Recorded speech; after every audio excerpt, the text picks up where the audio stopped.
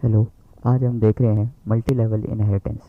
Previous video में हमने multiple inheritance और सिंगल इनहेरिटेंस को इम्प्लीमेंट करके देखा था और इनहेरिटेंस की थ्योरी भी देखी थी। आज हम मल्टी लेवल इनहेरिटेंस को इम्प्लीमेंट करके देखेंगे। इसका हम कोड देखते हैं मल्टी लेवल इनहेरिटेंस का। अब हम अपने एडिटर स्क्रीन पे आ गए हैं, जहाँ पे हम मल्टी लेवल इनहेरिटेंस का कोड देखेंगे।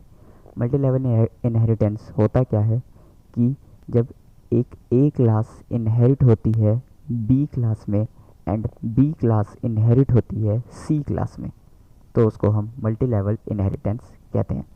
ये हमने थ्योरी में अच्छे से पढ़ा था। तो अब इसका हम इम्प्लीमेंट देखते हैं। सबसे पहले मैंने क्या करा, एक क्लास क्रिएट करी स्टूडेंट नाम की। उसके अंदर मैंने अपने कुछ डेटा मेंबर्स क्रिएट करे, रोल नंबर एंड नेम। फिर मैंने अपने मेंबर फंक्शन क्रिएट करे और मैंने यहाँ पे अपने मेंबर फंक्शन क्रिएट करे स्टूडेंट क्लास में, इनपुट फंक्शन। फिर मैंने डिस्प्ले फंक्शन भी क्रिएट कर दिया जो नेम और रोल नंबर को डिस्प्ले करेगा। फिर मैंने अपनी यहाँ क्लास ऐड कर दी स्टूडेंट की। फिर मैंने एक गेम्स क्लास बनाई जो स्टूडेंट का गेम्स इनपुट लेगा। फिर मैंने यहाँ पे अपने एक डेटा मेंबर क्रिएट करा गेम और उसका फंक्शन मेंबर फंक्शन। जब हम अब मल्टी लेवल इनहेरिटेंस कर रहे थे तो मैंने इसमें बताया था कि एक ए क्लास इनहेरिट होती है बी क्लास में। तो मैंने क्या करा, गेम्स वाली क्लास में इनहेरिट कर दिया स्टूडेंट क्लास को। आपको पता ही है इनहेरिट कैसे करते हैं, अब मैं इतना नहीं बताऊंगा, बट इससे ही आपको पता चल रहा है कि ये क्लास इनहेरिट हो गई इन गेम्स क्लास में। ठीक। फिर उसके अंदर हमने इनपुट फंक्शन क्रिएट करा गेम क्लास का।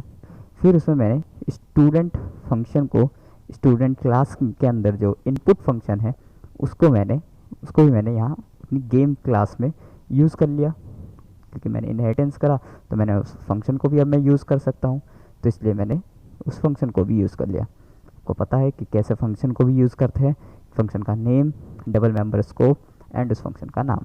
तो इनपुट फंक्शन था स्टूडेंट क्लास में भी, तो मैंने उसको यहाँ यूज़ कर लिया। एंड फिर मैंने अपनी गेम क्लास में जो मैंने इनपुट फंक्शन क्रिएट कर रखा उसकी मैंने सेल्फ स्टेटमेंट कर दी, सी आउट एंटर था गेम नेम, और गेम में मैंने इनपुट ले लिया। सेम काम मैंने डिस्प्ले फंक्शन के लिए भी करा कि जो मैंने स्टूडेंट क्लास में डिस्प्ले फंक्शन क्रिएट करा था उसको ही मैं यहाँ यूज़ कर रहा हूँ अपनी गेम्स क्लास में, और मैं सेल्फ स्टेटमेंट एक लगा रहा हूँ जो मेरा गेम को भी प्रिंट करेगा। फिर मैंने यहाँ पे लास्ट गेम्स क्लास को भी एंड कर दिया। अब हम आते हैं अपनी थर्ड क्लास में जो मार्क्स नाम की क्लास है, जो बच्चों का नंबर रिकॉर्ड करेगी। उसमें मैंने क्या करा, अपनी गेम्स क्लास को इनहेरिट कर लिया।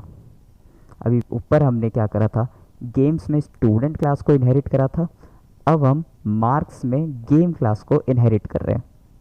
फिर मैंने यहाँ पे भी मार्क्स क्लास के अंदर भी एक अपना डेटा मेंबर क्रिएट करा और फिर उसका मेंबर फंक्शन इनपुट नाम से। फिर मैंने यहाँ पे जब मैंने गेम्स क्लास को इनहेरिट कर लिया तो मैं उसके फंक्शन को भी यूज़ कर सकता हूँ, मेंबर फंक्शन को भी। तो मैंने गेम्स क्लास में भी मेंबर फंक्शन को उसके यूज़ कर लिया, class name, double member scope and function name. फिर मैंने एक सेल्फ स्टेटमेंट लगा दी मार्क्स की भी, cout enter the marks, and marks में मैंने इनपुट ले लिया। फिर मैंने क्या करा, डिस्प्ले फंक्शन भी क्रिएट करा और मैंने उसमें भी जो गेम्स का जो हमारा डिस्प्ले फंक्शन था उसको भी मैंने अपने इस मार्क्स वाली क्लास में यूज़ कर लिया, और मैंने फिर एक सेल्फ स्टेटमेंट भी यूज़ कर ली अपनी मार्क्स की।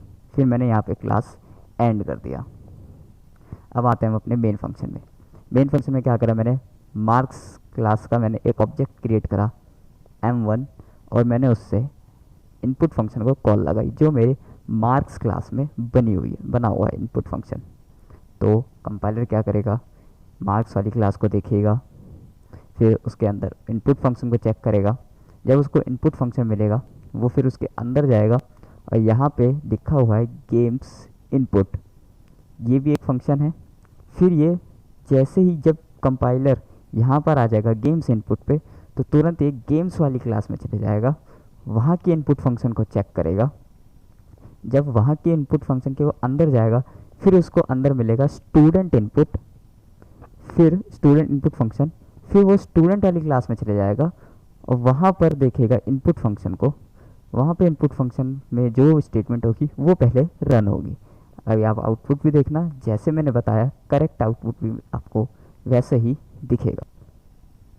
आप ये देखिए, सबसे पहले मेरे से मांग रहा है enter the name of student. जैसा मैंने आपको कहा था कि सबसे पहले स्टूडेंट क्लास का इनपुट फंक्शन ही चलेगा। क्यों? क्योंकि अभी मैंने आपको अच्छे से बताया कि कंपाइलर कैसे कैसे वर्क अपना करेगा, कि मार्क्स क्लास का जो इनपुट फंक्शन है उसमें जाएगी पहले सबसे पहले कॉल, उसमें जैसे ही इनपुट फंक्शन के अंदर हम जाएंगे वहाँ पे मैंने गेम्स क्लास का एक इनपुट फंक्शन बना कर रखा है, उसको इनहेरिट वो गेम्स वाली क्लास में चले जाएगा, वहाँ का इनपुट फंक्शन एक्सेस करेगा। जब इनपुट फंक्शन वहाँ का एक्सेस होगा, मैंने वहाँ पे स्टूडेंट इनपुट कर रखा है कि मतलब स्टूडेंट क्लास का इनपुट फंक्शन, वो तुरंत स्टूडेंट वाली क्लास में चला जाएगा और वहाँ का इनपुट फंक्शन एक्सेस कर लेगा। और एज़ पर द आउटपुट आपको भी दिख रहा होगा कि enter the name of student मेरे से पहले मांग रहा है वो, तो मैंने यहाँ पर लिख दिया जैसे तरुण, फिर रोल नंबर 20, गेम नेम में वो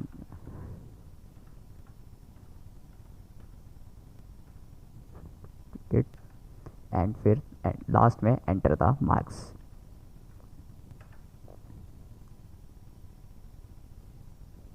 आप ये देखिए मेरा आउटपुट एकदम सही आ रहा है। पहले मैंने नेम एंटर करा था तो मेरा नेम डिस्प्ले हो रहा है, फिर मैंने रोल नंबर एंटर करा था, रोल नंबर डिस्प्ले हुआ, फिर मैंने गेम एंटर करा था, गेम हुआ, एंड देन लास्ट पे मार्क्स।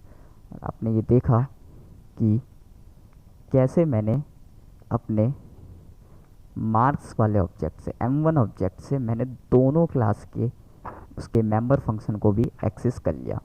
ये हमें मल्टी लेवल इनहेरिटेंस में ही ऐसे करने को मिलता है। प्रीवियस वीडियो में हमने मल्टीपल इनहेरिटेंस देखा था कि उसमें से कैसे इनहेरिट कर सकते हैं और ऑब्जेक्ट से कैसे हो रहा था। अभी हमने मल्टी लेवल इनहेरिटेंस देखा। सो आई होप आपको अच्छा लगा होगा, आपको समझ में आया होगा इम्प्लीमेंटेशन मल्टी लेवल की, एंड आपने प्रीवियस वीडियो भी देखी होगी single inheritance and multiple inheritance को। Thank you for watching.